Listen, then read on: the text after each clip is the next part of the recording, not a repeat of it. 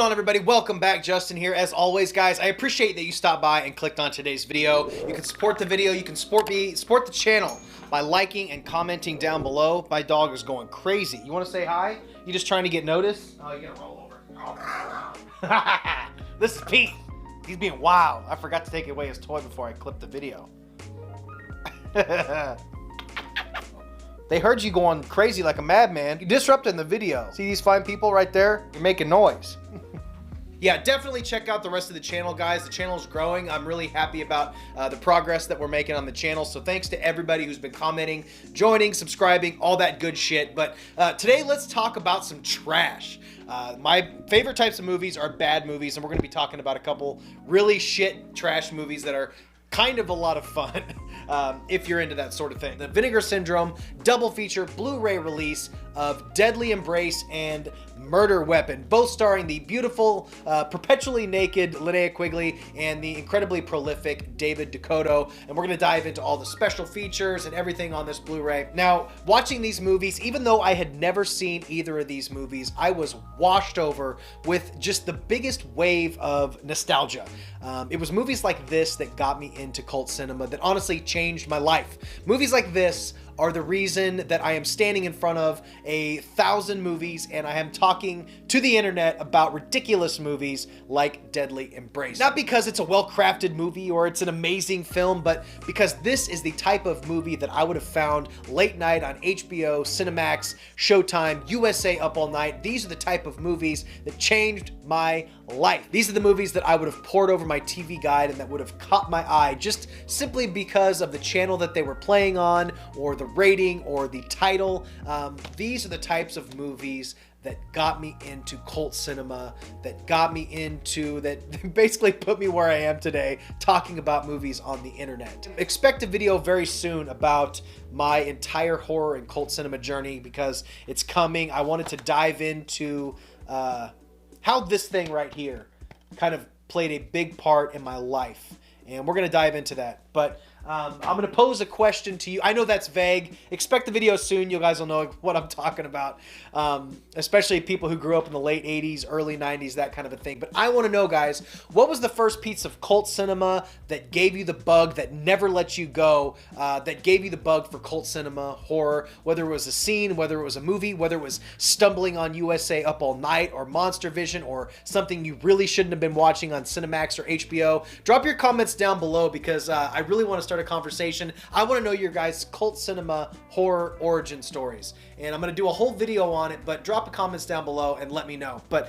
for now, let's dive into these two ridiculous movies, Murder Weapon and Deadly Embrace. Now, both of these movies were directed by David Dakota, even though he used a pseudonym. He often did for many different movies. He had several different pseudonyms that he used throughout the course of his career, either to hide the fact that he was working on non-union movies, which could have gotten him kicked out of the Directors Guild, or he just didn't want to ruin his chances with bigger studio films by working on these smut, trash, horror, garbage films. Basically, these movies were two movies that were released under his Cinema Home Video label. Now, David Dakota is super prolific. He's worked for Full Moon. He's done movies like Sorority Babes at the Slime Ball Bolorama, Beach Babes from Beyond. He directed a bunch of the Puppet Master movies. More recently, a movie that's been going sort of viral is a movie, A Talking Cat. Yes, your boy David Dakota is behind the Talking Cat movie. If you have not seen that movie, holy shit. Vroom, vroom. Beep, beep, beep, beep. Why do you always do that, Dad? Whew. He's not a particularly good director. The majority of the films he directed, including these two films, he would direct in 4, 5, 6 days on a nothing budget. And at this time that these were made about 87, 88, 89. He struck up a pretty good working relationship with Linnea Quigley, and she's just fantastic in these movies. Now, very briefly, I'm going to go over the plot synopsis of each of these movies, but that doesn't necessarily indicate a coherent movie at all, because yeah, there's a plot listed for each of these movies, but they're kind of indecipherable, plotless, ridiculous, absurd movies that literally, honestly make no sense, but they're fun to watch. They have lots of boobs, some blood, and just ridiculous dialogue. The perfect cocktail of so bad it's good cinema that I really, really enjoyed. Murder Weapon tells the story of two women who have just been released from an asylum to hold a party to reunite with their old boyfriends. Soon, though, a mysterious black-clad killer begins murdering the boys in increasingly gruesome ways. Can the murderer be unmasked before it's too late? Then, in deadly embrace, a lonely, undersexed housewife hires a studly houseman only to begin an affair with him. But when his actress girlfriend, Linnea Quigley, comes to visit, as well as her wealthy husband, Jan Michael Vincent, things start happening that no one would have expected. Now, both of these movies, honestly, are going to appeal to a very, very small audience. These movies are not well made. They're not well acted. There's a couple decent spots of gore in here, but these movies are basically going to be directed towards extreme big fans of Linnea Quigley. If you have to own or see everything that Linnea Quigley's in, that's probably who this is going to appeal to. I find her to be so fun to watch, and everything she's in, she's just such a good presence on screen. She's just adorable to watch.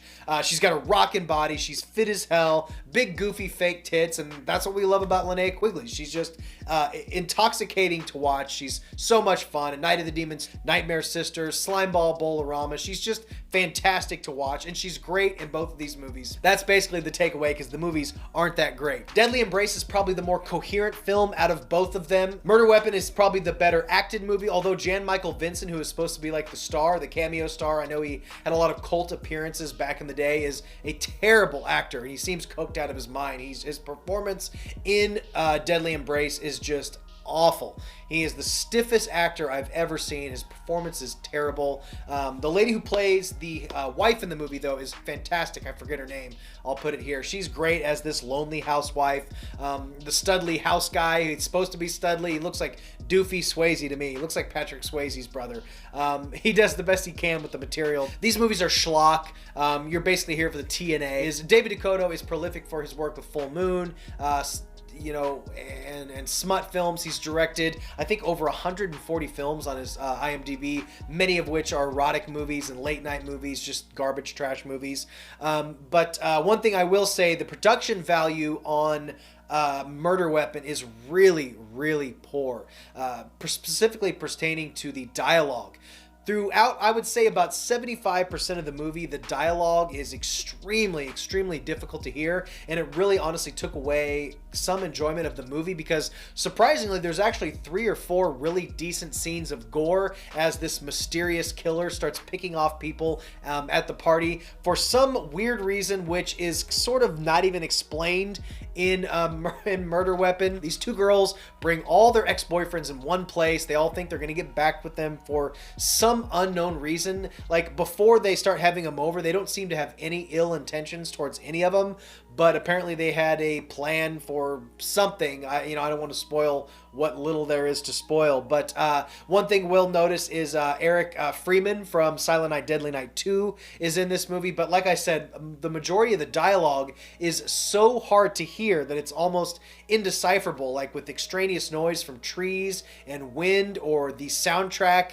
I don't know what the hell was going on with the audio. It's not Vinegar Syndrome's fault. I'm sure they would have adjusted the levels that they could, but it's just the way the movie's made. It was just made so poorly throughout. Like, from a scene to scene basis, the movie makes absolutely no sense. I really couldn't really garner much of a plot from either movie, but like I said, there's something just so watchable about these type of movies, and I think it's mainly due to Linnea Quigley's charm. She's just so much fun to watch. Just so nostalgic for me as those trashy erotic thrillers that sort of got me into the genre films that I'm into now. If I would have saw this movie when I was 11, 12, 13 years old, when I started watching these crazy movies back in the day, I would have been obsessed with this movie. This would have been absolutely recorded on one of my VHS tapes for sure. There's actually some pretty decent special features here.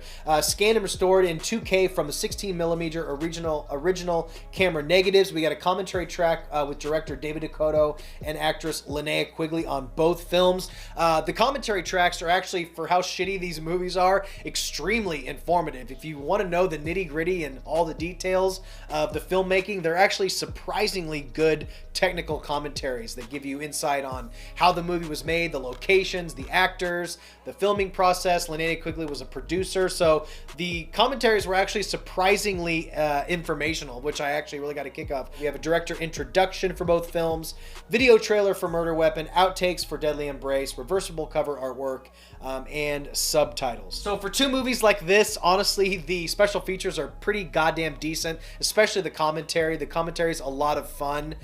You can tell they just have fun making movies. David Dakota knows that he's making schlock, he knows that he's making trash, and he prides himself on it. He loves making these type of movies. Have a look at his IMDb and look at how many films that guy has made and what kind of films he's made. I think he directed Pre-Hysteria 3. Like I said, he's done Sorority Babes and the Slime Bowl, Bowl-O-Rama. He's done so many movies. But I will say, it's not quite on par with Nightmare Sisters. I absolutely love this movie. This has a little bit more culty, a little bit more fun genre feel. If I had to pick, you know, it's too bad that the sound quality on Murder Weapon is so bad, because it's actually kind of could have been the more fun film, honestly, because it's got a bunch of people in a party atmosphere, poolside. Linnea Quigley at one point just wears a mesh shirt and her nipples are just fully out for like 25 minutes of the movie. She's naked pretty much throughout that whole movie. She looks great. But like I said, these movies are going to be for an extremely small audience. Pretty much just diehard fans of Linnea Quigley are going to be the target audience for both of these movies. These movies have already been released a couple years ago from Vinegar Syndrome, but they recently reissued the slipcover. So I picked that up for their sale, and there should be more of these available if you want to pick it up. Yeah, even though, like I said, I'm making it sound like the movies suck, but it's because they do. They're trash, garbage movies, but it just so reminded me of the type of movies that got me into cult cinema and all this stuff. I'm sure this is just as rambling and as incoherent as those movies are, but I didn't write any notes. I just turned the camera on and started talking. So I hope you enjoyed this. Now, I am going to be, like I said, doing an origin story, my entire genre film horror journey video that I kind of, like I said, started over, but then this fucking video ended up being long anyway, so I don't know. You guys know me, I fucking ramble. But I think we're done here. I hope you enjoyed today's video. Normally my videos, if you're still here by the end, aren't this rambly, but I didn't take any notes. I just turned the camera on and started talking. So anyway, I hope you enjoyed this, guys. Thank you so much. More videos to come. Stay weird. Always be yourself, and I'll see you next time. Bye. I love movies. Gosh, I love movies. I love watching them, and I love making them.